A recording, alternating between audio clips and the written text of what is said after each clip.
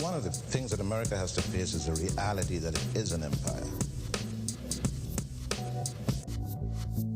No, you mustn't use it. You mustn't use it because it make you rebel. Against what? They were in front of Radio 8, shooting at the station. No es un crimen defender nuestros propios derechos como pueblos indígenas. Greetings and blessings, and welcome to this Expat birthday edition from Travelogue Media. I'm Jason Clarl, sending this transmission from my secret bunker in Quetzaltenango, Guatemala. Thanks for tuning in. In this episode, I'm going to be celebrating my third expat birthday. We'll hear about gun violence in the Virgin Islands and a debate on decolonizing the climate movement. Stay tuned. Okay, so I'm going to keep this episode very short because I'm actually putting together two episodes, one in English, one in Spanish. And I hope you don't take this as a complaint because I love what I do. But for every minute you're hearing this, maybe there's 5-10 minutes that go into that minute. And speaking of minutes, I won't waste any more. So I arrived in Guatemala on May 17, 2017, and I haven't looked back. And I'm choosing to commemorate this event because too often in my life, our lives are marked by significant events that we have no real control over, but that make a serious impact on us. COVID-19, the election of Donald Trump, 2008 and subsequent financial crises, 9/11 and the Forever War, and so on. So I think it's really important to not let our lives get buried under heaps of tragedies and misfortunes and define ourselves the way we choose, according to what is true and meaningful in our lives. So for that, I've invited some friends to a video call to talk about a significant turning point in my life, share some thoughts, readings, songs, poems, and what have you. And I invite you also on this May 17th to reflect on the significant moments in your own life that defined who you are. As many of you know, I began podcasting in the U.S. Virgin Islands, but what you may not know, mostly because I don't talk about it a great deal, actually ever, it's that there's a Facebook group called Travelogue Media Forum. And in this group, members may post items of interest to be included in future episodes. So once again, Travelogue Media Forum. If you'd like to contribute to the show in this way, by all means, send a request to join. This next clip comes by way of Travelogue Media Forum from Dara Manifa Cooper. Thank you, Dara. And it has to do with the issue of gun violence in the Virgin Islands. This is a Zoom call that went out on Facebook Live across various pages. Of course, I'll link to that video in the show notes so you can review that. Let's listen to a clip. And so the science shows that the reason why individuals end up with violence is because of adverse childhood experiences. These experiences could be something simple as having a parent that's abusive verbally or physically, could be a parent or a guardian that's neglectful. These experiences, if you get them over and over again, they're enforced. So the people you trust are no longer your family. You're trusting the person that's going to give you hope. Now, that might be the person on the corner. That person may give you opportunities or say, you know what, have $5, get some food. Or you know what, you need a cell phone. Let me see how I can hook you up. So youth begin to gravitate to people or individuals who they feel will give them a sense of relief. And so I think that is part of it. Knowing your history, knowing who you are, because growing up, we understood the importance of Black history, Caribbean history. And even though we had influences, like, you know, we had people who still, you know, we still had guys who were arrested. My little brother was always in trouble, but Miss Carty, Miss Lynch would deal with he. That's the bottom line. So I think when you have teachers who are like family. And I think now with teachers struggling right now to pay their student loan, their mortgages, they have more than one jobs. A lot of teachers may not have time to have after school programs and be a part and stay and tell the students, stay afterward, and let me go over algebra and geometry and reading and writing with you. So a lot of youths in the Virgin Islands, their mathematical scores usually are not on point. Their reading skills are not on point. And what I challenge them is, you are tomorrow's historians. You are tomorrow's leaders. And so the conversation, I will turn it back over to you, but that is my initial thinking. We have to combat these adverse effects, and we're not going to combat them by one person.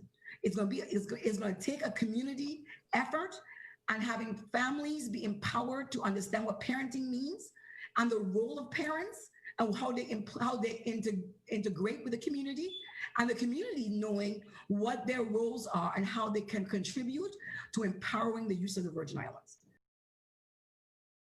So once again, thanks to Dara Manifer Cooper for passing that on to us through the Travelogue Media Forum Facebook group. And I do always appreciate hearing from Dara about what's going on in the VI. I'd absolutely love to have her come on the show again.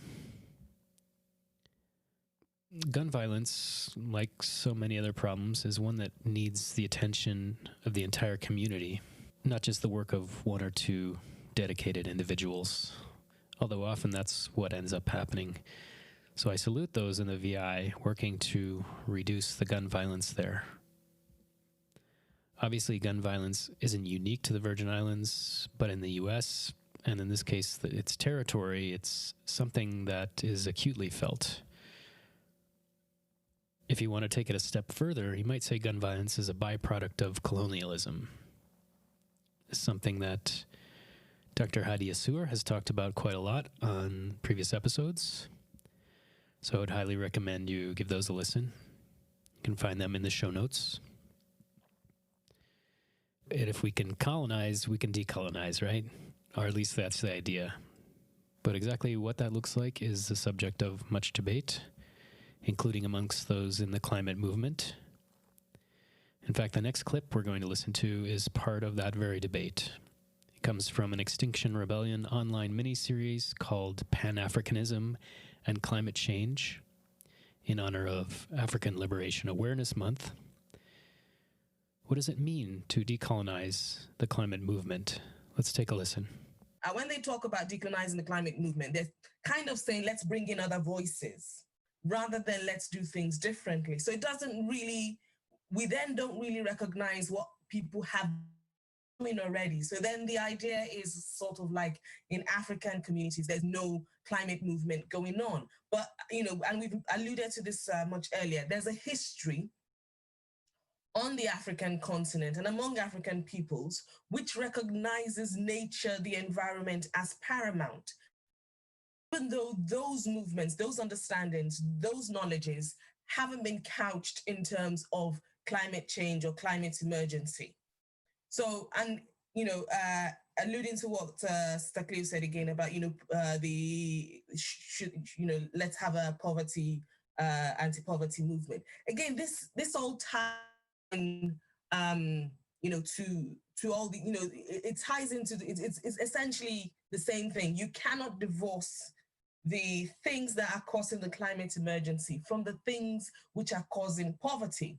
So one of the things that, kind of center my work, and I think I mentioned is the commodification of land. So if we take that as an example, and I think Sister Esther mentioned this, that you've got lots of indigenous populations, and these are not just African populations, who culturally and historically have a very different relationship to the land. Now, if you think about land as property, it's a very colonized standing of land.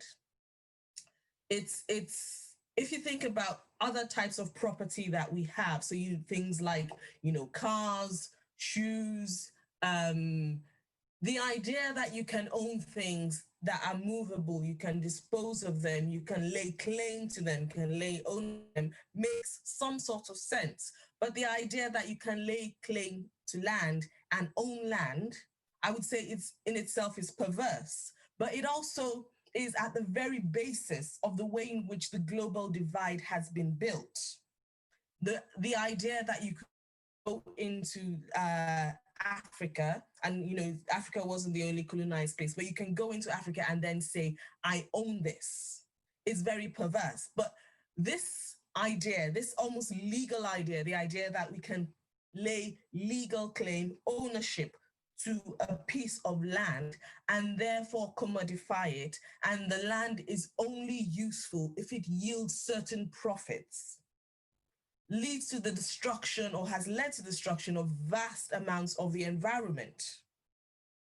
So then you can see, the relationship between colonization and, the climate emergency. So to decolonize the climate emergency, so going back to your question, I'm trying not to give a lecture here. So going back to your question, to decolonize the climate debate or the climate movement, we have to tie in that history. Possible to say, well, what we're doing in the West, let's bring in African voices, where you have completely ignored the injustices that have happened to the African people. You've completely ignored their understandings of land, what they have been doing. So the anti-colonial movement is part of the climate debate. You're not bringing it in. It existed before the climate debate in this part of the world. The understanding of land as not property, but as an essential part of, this symbiotic relationship we have with the earth, existed way before the climate movement. We're not bringing it into the climate debate. We're making sure that the climate debate is saying the right things. So to decolonize the climate debate, we need to reposition our understanding of the world. We need to understand that we have got it wrong, which is why we have a climate emergency in the first place. And then we need to get it right.